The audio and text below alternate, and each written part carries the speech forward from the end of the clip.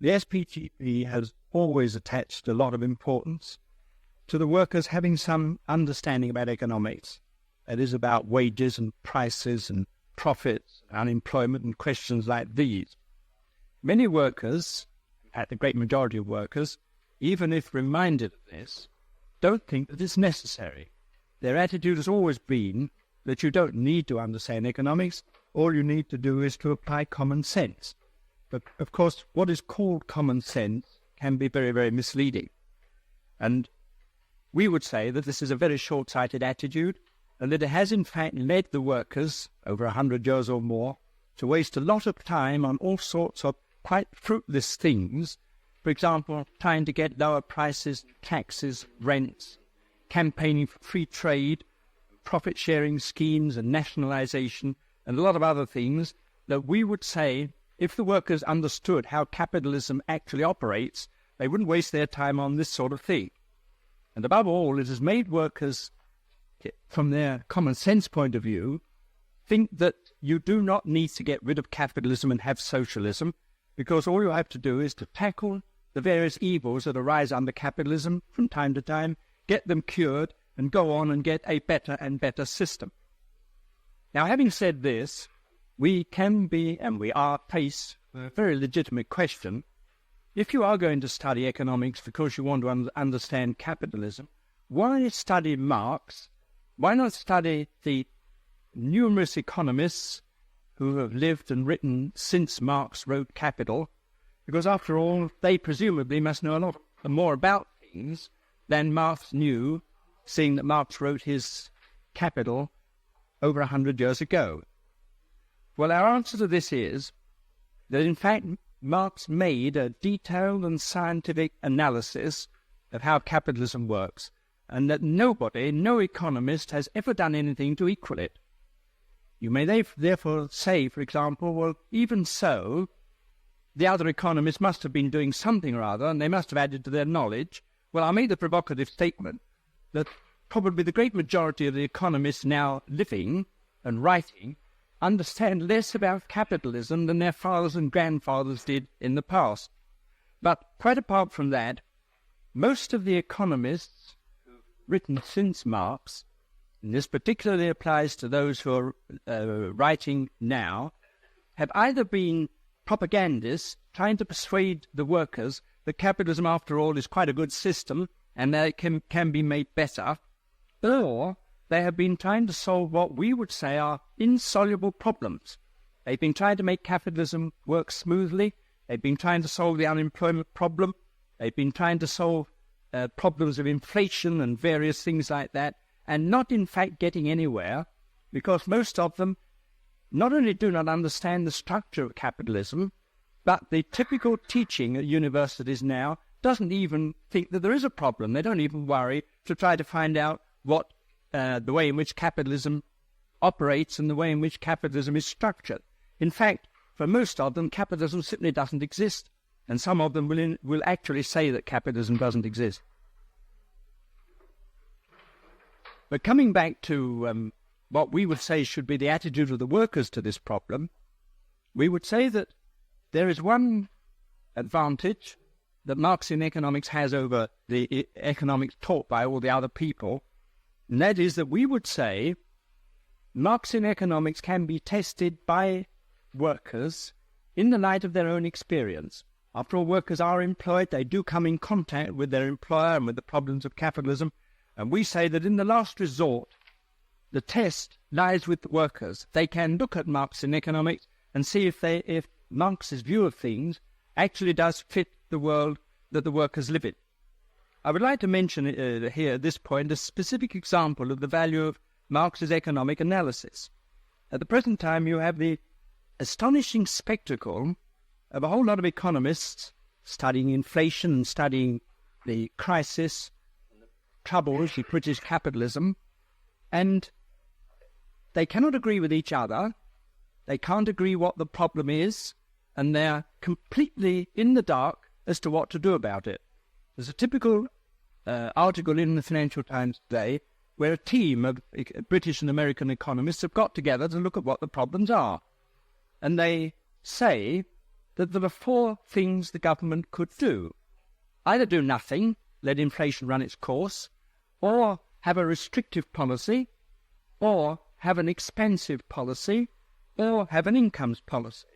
And in the last paragraph, they say all of these things will produce very, very bad results. Now, here are economists, after 150 years of studying capitalism and telling you, either directly themselves or through the mouths of political parties, that capitalism can be improved, can be made to work smoothly, and then in the leading financial journal of British capitalism, tell you that they have only four things to offer you, and all of them are exceedingly bad indeed.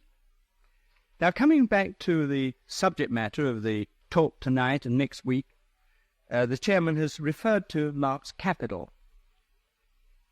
Marx wrote this study of capitalism over 100 years ago, and he dealt with economics in a detailed way. He argued very closely, and he used terms that you may not be familiar with, and to be quite frank, it is a difficult study.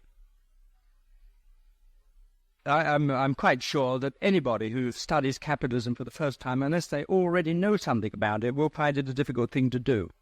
Now, I make the suggestion that you have a shot at reading it. And if you find there are some things that puzzle you, you may be able to get hold of someone else who can give you a line on them, can explain them to you.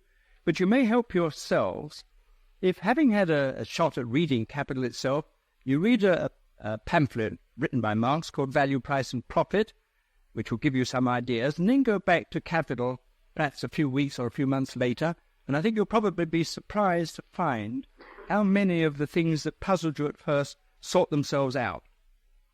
Now, there's just one note I want to draw your attention to. In the notice advertising this meeting tonight and next week, reference was made to the fact that it would cover the first four chapters of Capital. Well, when you come to look at it, you'll find that different editions of Capital treat their chapters differently. In the Allen and Unwin edition, translated by Eden and Cedar Paul, Allen and Unwin cover the ground in four chapters. But in two other editions, the Kerr edition and the Glacier edition, the subject matter that's covered by the Allen and Unwin edition in four chapters is broken up by them into 6 chapters. So you've got to sort this out. I'm actually going up to the section dealing with the buying and selling of labour power, that is wages, which you see is at the end of the Allen and Unwin chapter 4, but is at the end of the Kerr and the Glacier chapter 6. Now, when you do come to look at Capital, there is a very significant opening paragraph which you ought to look at very carefully. It starts off like this. This is the opening paragraph of Volume 1 of Marx's Capital. The wealth of societies in which the capitalist method of production prevails takes the form of an immense accumulation of commodities. And what you want to notice about this is, and Marx develops the point later on, that he was not laying down universal laws for society in general, both in the past and in the future.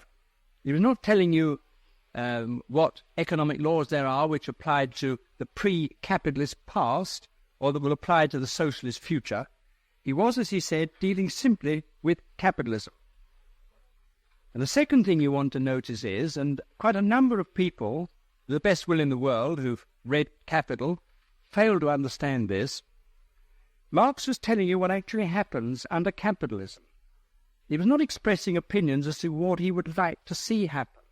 For quite a number of people who read Marx, I recall the late Professor Lasky was one of them, who simply cannot grasp this simple fact. They think that Marx is expressing his own views on this when he wasn't. He was analysing capital and showing you, analysing capitalism and showing you how capitalism works, not expressing views on it. Now he goes on to pose the question, and if you don't know anything about the subject, obviously you will be interested. He poses the question, what is a commodity? Which, as he says, is the thing that he is going to analyse in the early chapters of Capital. Now, commodities are the various kinds of articles you see in shop windows and showrooms, the things put up for sale. And you know very well that these things are of different kinds. They're the product of different industries, and they are the result of the work of different kinds of workers. But there are some things you already know about them. You know, in the first place, that they're there for sale. And what is more, that you know that they have been produced in order to be sold. You know they're not going to be given away, and you know that the firms who produce all these multiplicity of articles have done so for the purpose of putting them on sale and getting them sold. And you also know, as workers, that these things are all produced by members of the working class, but they are not owned by members of the working class. They are owned by the firm that employs them. And you know, of course, that the capitalists, the factory owners, in whose factories the workers produce these things, are going to put them on sale and expect to make a profit out of them. There's another thing you know. I merely have to remind you of it. You know that all of the things that are put up for sale in shop windows and showrooms and so on are useful to somebody. Don't be misled by this term useful. It doesn't mean that it's something that you necessarily approve of. It can be loaves of bread or Bibles or bullets or anything else, but they must be useful to somebody, or of course nobody would buy them. And this quality of being useful Marx called use value, and you want to remember it because it has to be distinguished from certain other terms Marx used later on. When he talked about the use value of an article, a loaf of bread, that's the use of bread is to be eaten, and of a Bible is to be read and so on, of a bullet is to be fired, that this is the quality they have of being useful, and he called it use value. You also know, though perhaps you have never given a thought to it, that there is a more or less permanent and regular pattern about the relationship of the price of one article to the prices of other articles. And I should say here, I'm not dealing fully tonight with price. I'm going to deal with that later on. But it's through their price that you actually recognize what these articles are. You accept it as if it needs no explanation, that, for example, an ounce weight of gold or a very small diamond is going to be sold at a price far above a whole ton of coal. Yet if you were interested in looking at it from the point of view of its usefulness, its use value, you might very well say that there are far more people to whom coal is useful than an ounce of gold or a small diamond.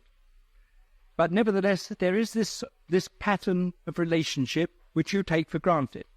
If I may put a possibility, suppose some departmental store like Harrods were to announce next week that in future they would sell diamonds by the ton at the old price of coal, or sell coal by the ounce at the old price of diamonds. You would conclude that Harrods has gone out of their mind. Well, I mean, this is something that you want to remember, because it is this more or less permanent relationship, and I say more or less because it can alter. It was this more or less permanent relationship that Marx set out to explain by his theory, which he called his labour theory of value.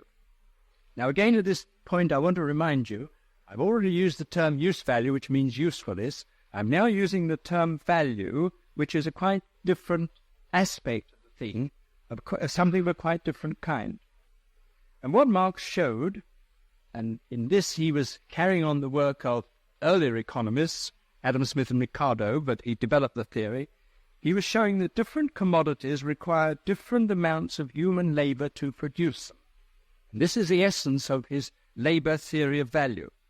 For example, it needs more labour to produce an ounce of gold than it does to produce a ton of coal. Again, referring to this sort of permanent pattern behind prices. But you want to notice that Marx says it needs more labour to produce it. He was not saying that if you have some very inefficient firm, and it takes them a lot more labour to produce a certain article than is required by the more efficient firms, that the value of the article produced by the inefficient firm is going to count. The whole thing will be determined by something like the average efficiency of firms in general. And Marx used here the term socially necessary labour. And what this meant is, as I've explained, that if at a given level of efficiency of industry, it takes a certain number of hours of labour to produce some standard commodity, then that amount of labour you regard as the socially necessary labour to produce it. So you've now got three terms. You've got use value, which means usefulness. You've got value, which is the amount of labour required to produce a thing, and required relates to what is socially necessary, that is, at a given level of efficiency of production generally. So that if society needs a certain quantity of some article, and with existing levels of productivity, the producers who dominate the market require 5 hours of labour to produce it, its value will correspond to 5 hours labour. I also throw in a remark here. You have to recognise that labour is of different skills. Quite obviously, a trained and experienced worker is a different proposition, so to speak, from an untrained worker. And Marx allowed for this by pointing out that skilled labour counts more than unskilled labour. It counts, so to speak, as an additional amount of unskilled labour. At this stage, we can say, therefore, that in relation to each other, commodities represent different amounts of socially necessary labour. If one article, a chair for example, takes 5 hours of socially necessary labour to produce it, and a table requires 10 hours socially necessary labour, then the relationship will be as 1 is to 2. The one will have twice as much labour as the other. And for those of you who are going to read Capital, as we hope you will, it would be worth your while looking at a section of the first volume of Capital. It's page 81 in the co-edition, which you'll recognise. It's called The Fetishism of Commodities. And Marx used this particular phrase. By fetishism,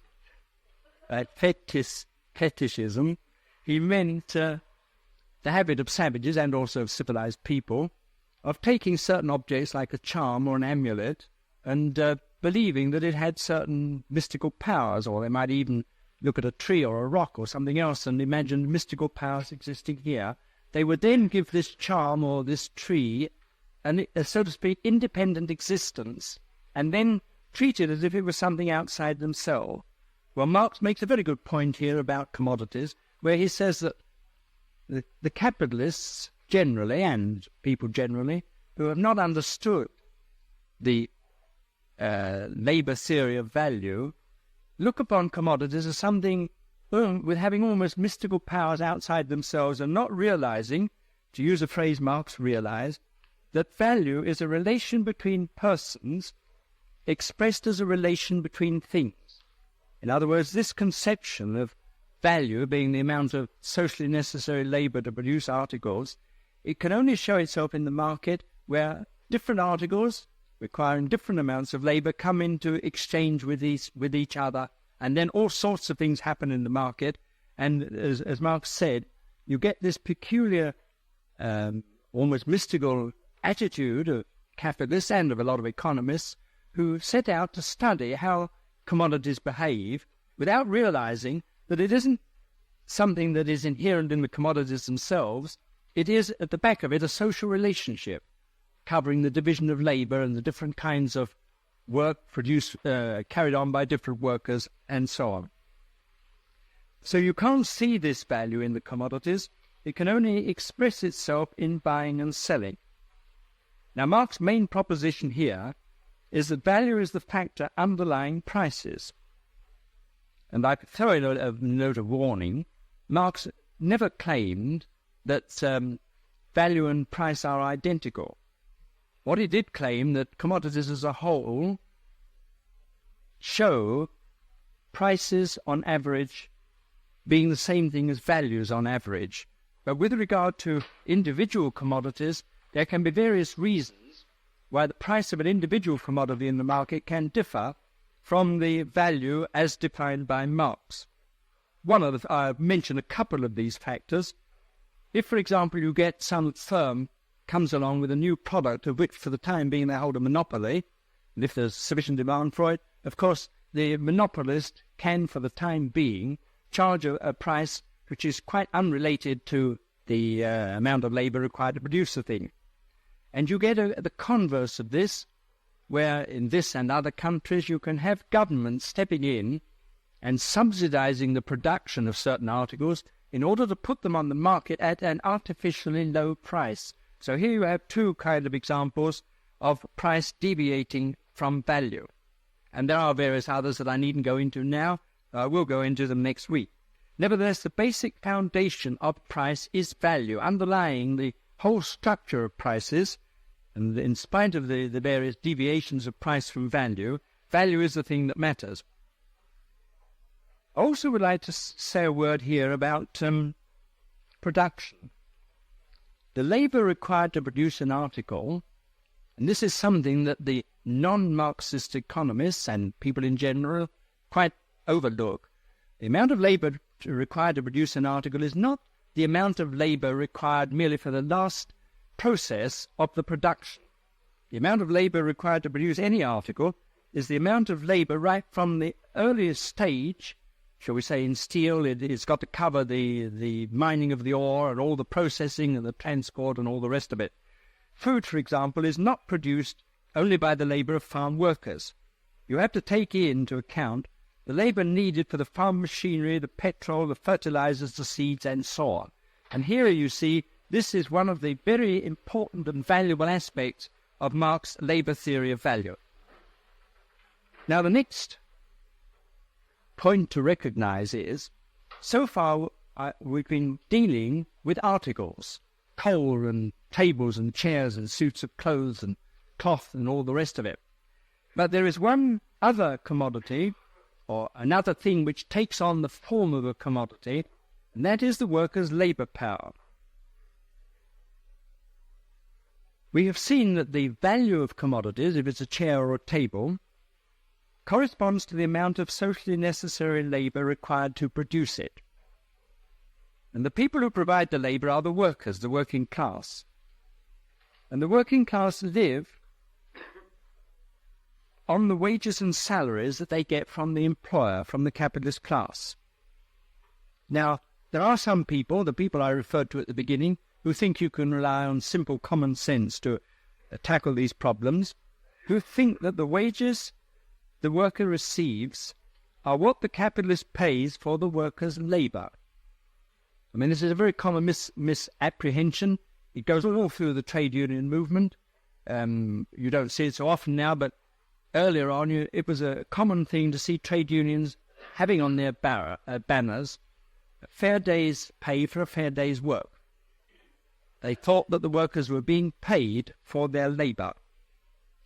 But I now want to put something to you that's a little difficult, but you may as well make an effort to get hold of this. If it were really true that the worker is paid for his labor, in other words, if the worker's wage is for the 40 hours work that he's going to do during the course of a week, you would be faced with an impossible situation. The capitalist, the employer, starts with a factory and machinery and raw materials, fuel and so on, all of which represent values. Now, quite obviously, machines can't produce some value greater than the value they already possess. Machines can't do anything. It's only human beings who can do something with machinery. And at the end of the manufacturing process, when the capitalist puts on the market the commodities that have been produced by the workers, these commodities also have value. Now, this is the insoluble problem that Marx faced and dealt with. If the capitalist pays the worker for his labor, and if he pays him the value of his labor, where does the capitalist profit come from? Because quite obviously the machines themselves can't produce profit, and if he paid the worker the value for the worker's 40 hours labor during the course of a week, there would be nothing left for the capitalist. And the answer to the conundrum, so to speak, is a fairly simple one when you grasp it, that the worker does not sell his labor, but his labor power. He sells his mental and physical energies for a day or a week or whatever the period may be. Now, labor power is itself a commodity, although it is a special kind of commodity. Like other commodities, its value corresponds to the amount of labor required to produce it. Well, you know already you've got the conception of the amount of labour required to produce a table or a chair or a suit of clothes or a television set. What is the amount of labour required to produce the worker's labour power? Well, it means quite simply the amount of labour required to produce workers' food, clothing, shelter and so on for himself and for his family. That is the value of the labour power, the worker's mental and physical energies that he sells to the employers. Now, labour power differs from other commodities for various reasons. One of them is that it's something, it's not inert like a table. Labour power is in human beings, and human beings can do something about their problems. Human beings, for example, can organise and struggle and so on. But there are other differences about this labour power commodity. Marx expressed it in the terms that the worker's labour power, the value of the worker's labour power, does not have to be a bare subsistence minimum, just enough to keep the workers alive. Marx used the term that it includes also a historical and moral element. What he meant by this is that there are traditional elements in the workers' standard of living.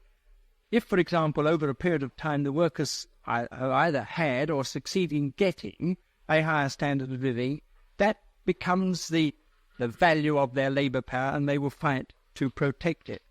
I might throw in a word here that Marx used this term moral, and his translator used it in English, but the term moral as used in German does not mean what something ethical, as you might imagine from the use of the term moral in this country.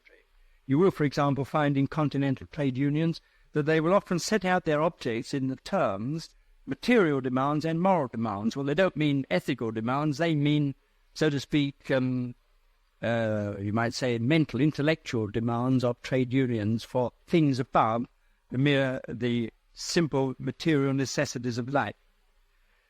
I've already mentioned here, of course, the other aspect about this particular commodity, the labour power commodity, that the worker can struggle about it. And this, then, is the way the capitalist makes profit. Capitalist makes profit by buying the worker's labour power at its value, and then setting the worker to work for a time which is longer than is needed to cover the value of the labour power. Or to give you an illustration, suppose, for example, that the worker's standard of living, the value of his labour power, can be maintained by 2.5 days' work in a week. But you see, the capitalist buys the worker's labour power for 5 days in the week. So you've got this, that for 2.5 days, as it were, the workers are providing values equal to the value of their labour power. That's their upkeep, their standard of living. Now, the other 2.5 days in the week, the workers are giving unpaid labour to the capitalist class, and this is where the capitalist class's profit comes from. I now, I see I've been talking for nearly half an hour. I want to deal with some consequences of this labour theory of value set out by Marx. That after all, I didn't emphasize the thing at the beginning, this is essential to it. We don't want the workers to study economics merely out of intellectual interest. We say that it has got to have some practical application in the capitalist world in which we live. Marx called value corresponding to the workers' unpaid labour surplus value. This is another term you've got to get in your mind. That if the workers, say for 2.5 days in the week, are providing for the value of their labour power, their own standard of living, and then working another 2.5 days in the week, giving unpaid labour to the capitalists, the values that they are creating in that second half of the week, Marx called surplus value, out of which come all profits, rent and interest, the property income of the capitalist class. Now, one of the consequences you will see, a quite obvious one, is that the workers have an interest in pushing wages up, but of course the capitalists have an interest in pushing wages down as far as they can.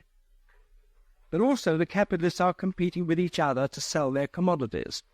In other words, the capitalist who can put his commodity on the market at a price somewhat below the price charged by his competitors is going to capture the market. Because if he can't sell his commodity, it's a dead loss to him. Now, the way the capitalist class hope to capture the market is by cheapness. So the capitalist has an interest in efficiency. I'm telling you things you know quite well, that the more efficient the factory, the better his chance of selling his commodities and the larger his profit. Hence the capitalist's effort to intensify the labor of his workers. He has an interest in productivity schemes and so on. He is trying to get more labor out of the workers. In other words, having paid the worker his wage for the week, the capitalist has a continual interest in trying to extract as much labor out of the workers during that week as he possibly can. Another consequence of this simple approach to the economics of capitalism, Marx held that capitalism needs unemployment. And you will see a quite obvious reason.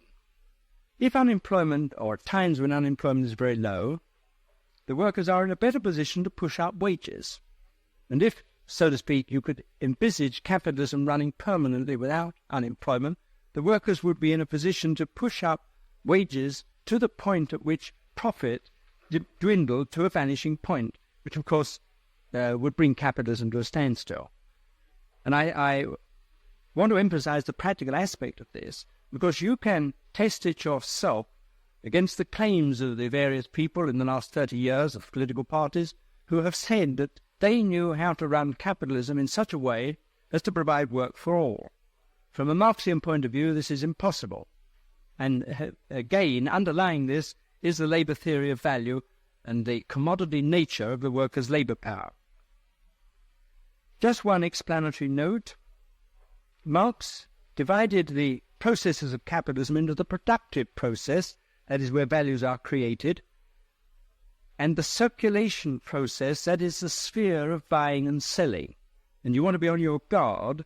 The circulation process does not include transport. Necessary transport belongs to the productive process.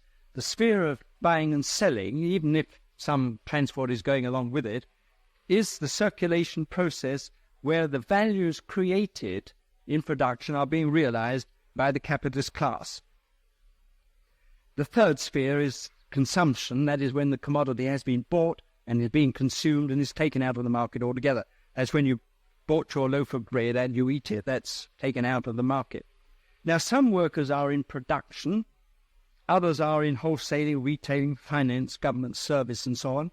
And some of the people who thought they were understanding Marx, I remember an occasion only a couple of years ago when the Labour government introduced the selective employment tax, when the Observer said they were quite wrong and that they had been misled by Marx because Marx distinguished between the productive process and the circulation process. But of course, it is quite improbable that the Labour government would be induced by anything Marx wrote to do anything. But quite apart from this, it's the Observer that was wrong. Marx did divide the process into the productive process and the circulation process, but Marx wasn't giving an assessment of the, so to speak, the relative value or importance of the workers' work. It was merely a quite neutral division of what goes on.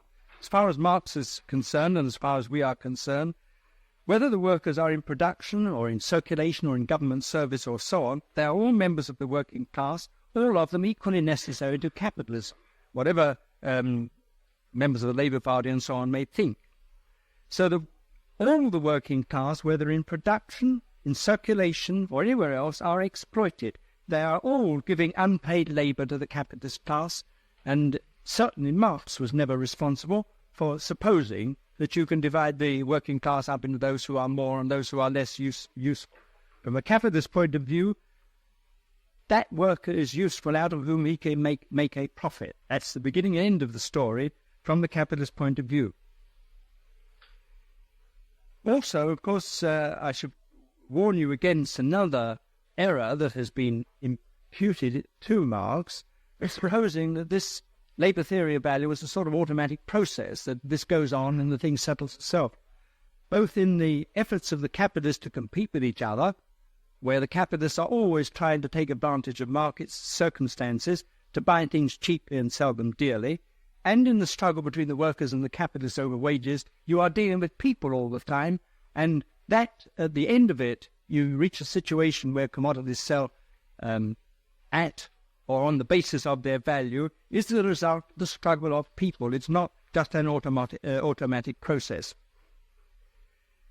Now, right at the beginning, I did refer to the errors into which workers have been led by taking what they think is a common sense point of view, and I referred to this old trade union slogan, a fair day's pay for a fair day's work. You will now see, from the Marxian labour theory of value point of view, how absurd it is to talk about this transaction as being fair. If the worker gets the value of his labour power, that's his wage, and the capitalist, if he thinks about it at all, may say, well, I paid a fair wage for this man's work, I can do what I like with the worker when I've got him, I can make him work as hard as I can. You will see there's nothing fair about it from the worker's point of view, because all the working class are giving unpaid labour to the capitalist class. And what Marx went on to say was that the trade union should abandon that particular slogan and adopt instead the abolition of the wages system, which meant the abolition of capitalism and the institution of socialism. Again, you can see the absurdity of supposing that nationalization or state capitalism has anything whatever to offer to the working class, because in the nationalized industries, exactly the same process goes on of members of the working class giving unpaid labor to their employer. And if some of you may think, for example, that nationalization belongs peculiarly to a reformist party, the Labour Party, and not to the Tories, it's worth remembering that the first Railway Nationalisation Act in this country wasn't 1946 by a Labour government, it was 1844 by Disraeli, when Disraeli was a Tory, and he introduced it for purely capitalist reasons. It was a permissive act. He wanted to force the railway companies, who then had a monopoly, not to sell their transport at a monopoly price, so he introduced a permissive Nationalisation Act saying to the railways, unless you reduce your charges, we will take you over. And he was doing it, of course, on behalf of the factory owners who wanted cheap transport. You will also see why it is a waste of time for the workers to campaign for lower rents and lower prices and lower taxes and all this sort of thing. For 100 years or more, the trade unions and later the Labour Party have been asking for lower taxes, lower rents, lower food prices, lower fares and so on. Incidentally, it's really laughable, of course, that although the Labour Party have been doing this and other parties have been claiming the same and the trade unions have been doing it, there never has been a time when fares and prices and taxes have been so high as they are at present. So all their efforts have been wasted. But even if their efforts had been successful, even if they had succeeded in reducing these charges, this is not a working class issue at all. And you will see, for a quite obvious reason, if the labour theory of value is correct, if the worker does get the value of his labour power, anything which reduces the worker's standard of living merely gives a possibility to the employers to make a further effort to get wages down, corresponding to the fall in the cost of living. Now, Marx didn't write on his own. He had his friend and co-worker, Frederick Engels, who happened to have dealt with this subject in a work called The Housing Question. Engels dealt specifically with the question of rents. He showed, on the basis of the labour theory of value, that if it happened that the workers paid no rent at all, the only people who would gain would be the factory owners, because wages would, in a comparatively short time, adjust themselves to this situation.